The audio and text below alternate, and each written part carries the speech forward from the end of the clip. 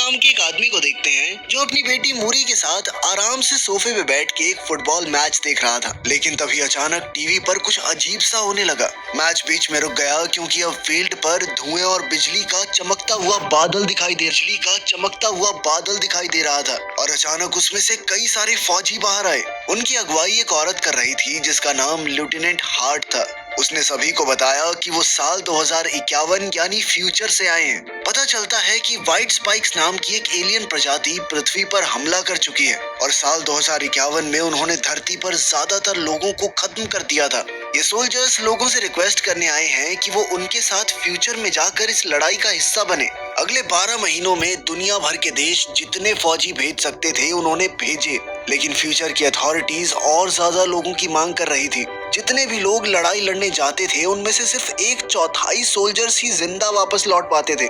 जब trained soldiers की कमी पड़ गई तो सरकारें सिविलियंस को भी भर्ती करने लगी। डैन एक टीचर है और जब वो अपनी क्लास को पढ़ा रहा था तो अचानक उसके फोन पर एक मैसेज आया कि उसे भी युद्ध में भेजे जाने के लिए चुन लिया गया है। बाद में वो इस बात को कंफर्म करने के लिए अपने नजदीकी मिलिट्री ऑफिस पहुंचा। डैन को बताया गया कि वैसे भी उसकी 7 साल में मौत होने वाली है, इसलिए वो युद्ध में भेजने के लिए फिट है। ये सुनकर डैन हैरान रह गया और बहुत सारे अजीबोगरीब सवाल करने लगा। अगर ऑफिसर उससे बात कर सकेंगे, इसे तब तक नहीं निकाला जा सकता जब तक वो 2051 से वापस नहीं आ जाता। उस शाम डैन ने अपनी पत्नी एमी से मिलकर उसे सब कुछ बताया, जो परेशान होकर कहने लगी कि उन्हें गवर्नमेंट से दूर भाग जाना चाहिए। और डैन ने बताया कि उसके हाथ में ऑलरेडी ट्रैकर लगा दिया गया है। अब चाहे वो जहाँ मर्जी भाग जाएं, अथॉरिटीज उन्हें कहीं भी ढूंढ लेंगी। वो समय में आगे पीछे जा सकते हैं डार्लिंग, हमें तो ढूंढ ही लेंगे। जब कोई और रास्ता नहीं बचा तो एमी ने सुझाव दिया कि डैन को अपने पिता जेम्स से बात करनी चाहिए। हो सकता है वो इस ट्रैकर को निकाल पाए।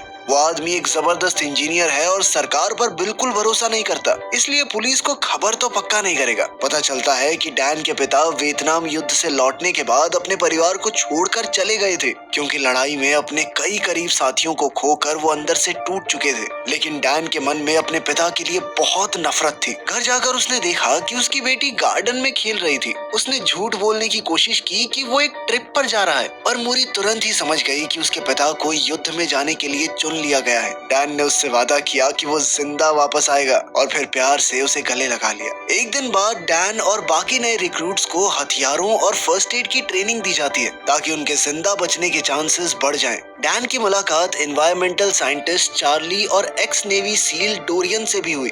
जहां एक तरफ ज्यादातर लोग इस युद्ध में जाने से बचना चाहते थे, डोरियन अब तीसरी बार इस लड़ाई में जाने वाला था। बाद में उन्हें बताया गया कि व्हाइट स्पाइक्स हर 6 दिन के बाद आराम करने के लिए कुछ दिनों तक गायब हो जाते हैं। यही समय होता है जब नए सोल्जर्स फ्यूचर में भेजे जाते हैं और जो फौजी पहले से अपनी ड्यूटी कर रहे हैं उन्हें वापस बुला लिया जाता है। उस शाम जब नए रिक्रूट्स बातें कर रहे थे तो एक अलार्म अचानक से बजने लगा। साल 2051 का एक जवान चिल्लाने लगा, ये तुम सबकी प्रैक्टिस का हिस्सा नहीं है, एलियंस सच में आ चुके हैं। ये सुनते ही सभी लोग जल्दी से पोर्टल रूम की तरफ दौड़ने लगे।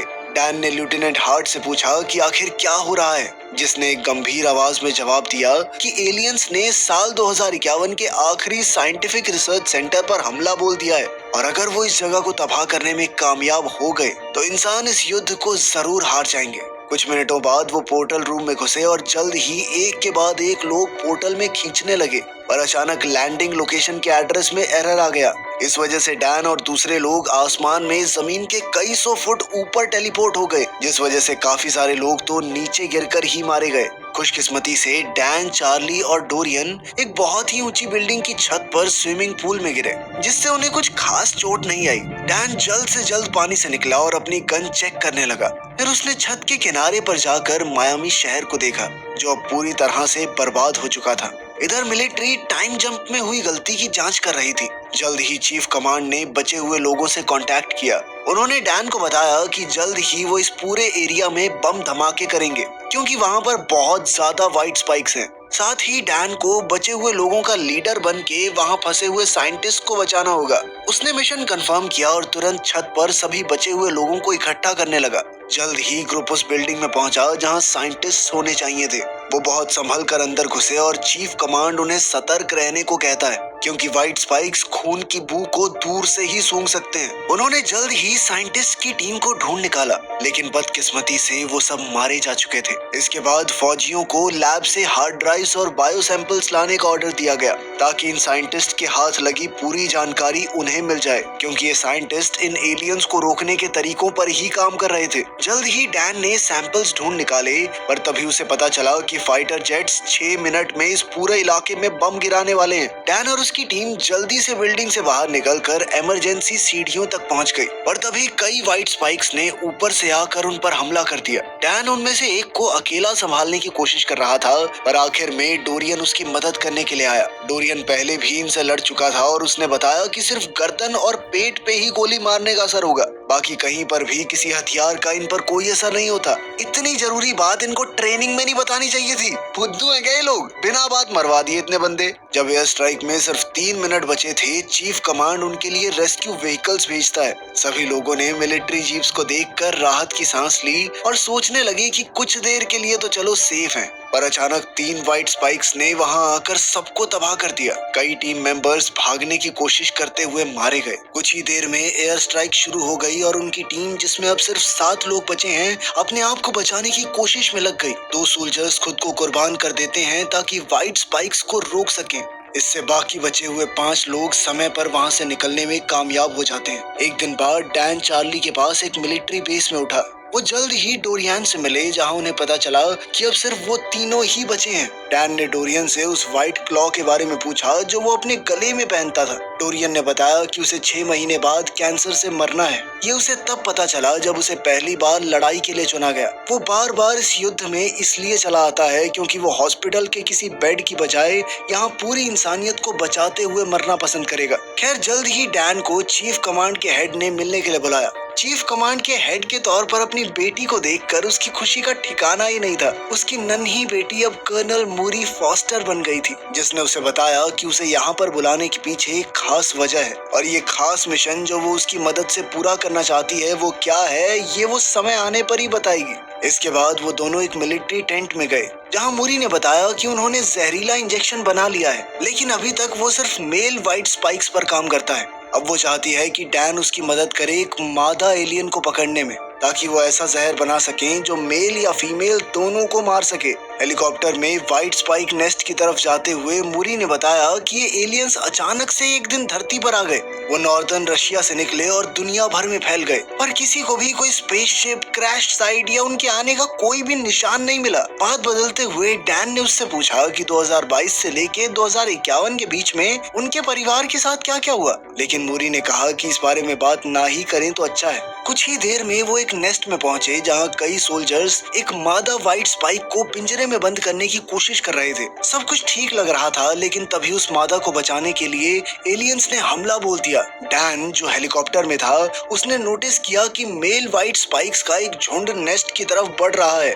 वो और मूरी जल्दी से नीचे उतरे और फीमेल को पिंजरे में बंद कर दिया, पर जैसे ही हेलीकॉप्टर पिंजरे के साथ उड़ा, मेल व्हाइट स्पाइक्स का एक झुंड वहां पहुंच गया।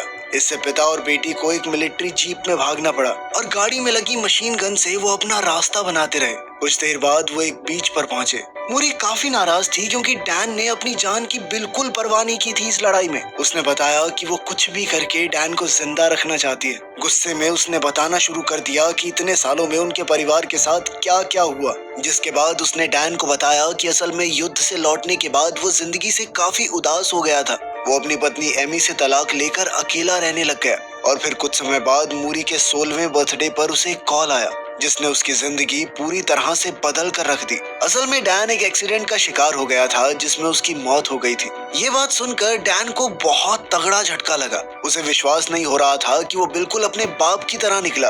आखिर में उसने भी तो अपने परिवार को छोड़ ही दिया। इसके बाद वो दोनों वापस मिलिट्री बेस पहुंचे, जहां मूरी तुरंत ही इन एलियंस को मारने की दवा बनाने में लग गई। इसके लिए उसे हजारों कॉम्बिनेशन टेस्ट करने थे, ताकि फीमेल को मारने वाला टॉक्सिन तैयार किया जा सके। और मूरी किसी भी हाल में इसे जल्द से जल्द करना चाहती थी, क्योंकि डैन के वापस जाने में अब सिर्फ 21 घंटे बचे थे। अगली सुबह डैन ने मूरी से पूछा कि अगर वो जहर बनाने में कामयाब हो भी गए तो भी इतने सारे एलियंस को कैसे मारा जाएगा? इस पर मूरी ने कहा कि डैन को अपने समय में वापस जाकर इन टॉक्सिन्स को बहुत ज्यादा मात्रा में बनाना होगा ताकि वो लोग युद्ध होने से पहले ही खत्म कर सकें। अभी उन दोनों की बातें चल ही रही थी कि तभी कंप्यूटर ने 100% बॉन्ड का सिग्नल दिया, जिसका मतलब था कि अब उनके पास फीमेल टॉक्सिन तैयार था। लेकिन बदकिस्मती से इसी बीच फीमेल व्हाइट स्पाइक भी जाग चुकी थी।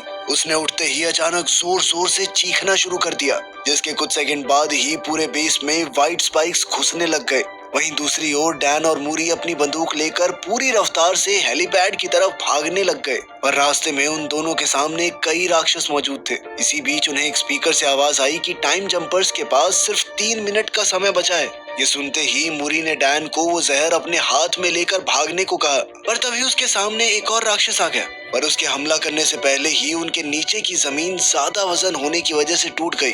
जैसे ही वो एलियन और मूरी नीचे गिरने लगे तो डैन भी अपनी बेटी को बचाने के लिए कूद गया, लेकिन वो तो बीच में ही वापस टेलीपोर्ट हो गया। जब उसे होश आया तो वो 2022 में था और उसने अभी भी अपने हाथ में जहर की वो बोतल पकड़ी हुई थी। उसने लेफ्टिनेंट हार्ट को समझाया कि उन्हें जल्द से जल्द इस जहर को ज्यादा से ज्यादा बनाकर फ्यूचर में पहुंचाना होगा, जिस पर लेफ्टिनेंट ने उसे बताया कि टाइम पोर्टल दूसरी तरफ से पूरी तरह तबाह हो चुका है और अब कोई भी फ्यूचर